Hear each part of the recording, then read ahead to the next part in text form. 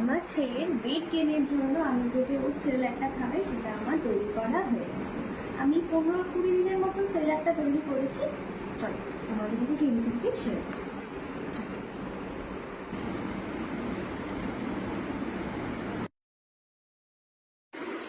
কড়াইটাকে প্রথমে ভালোভাবে গরম করে নিচ্ছি।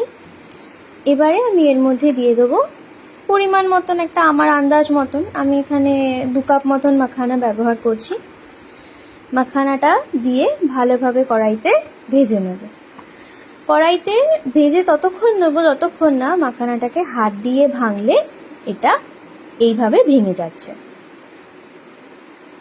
মাখানাটা ভাজা হয়ে গেলে এবার এটাকে আমি একটা চিকনা থালার মধ্যে ঢেলে নিচ্ছি ঠান্ডা হওয়ার জন্য।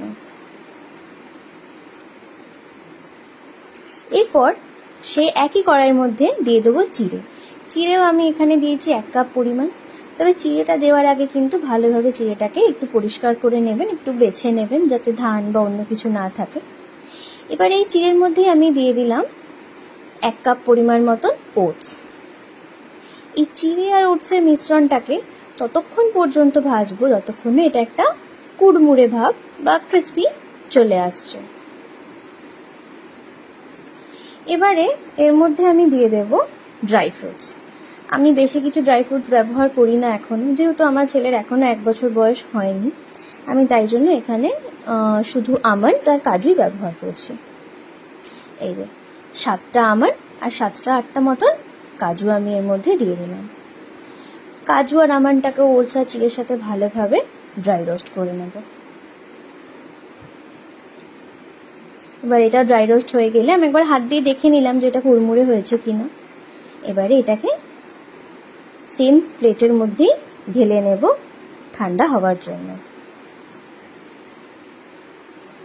এই মাখানার মধ্যে আছে প্রচুর পরিমাণে ভিটামিন, যা বোনকে ডেভেলপ করতে সাহায্য করে।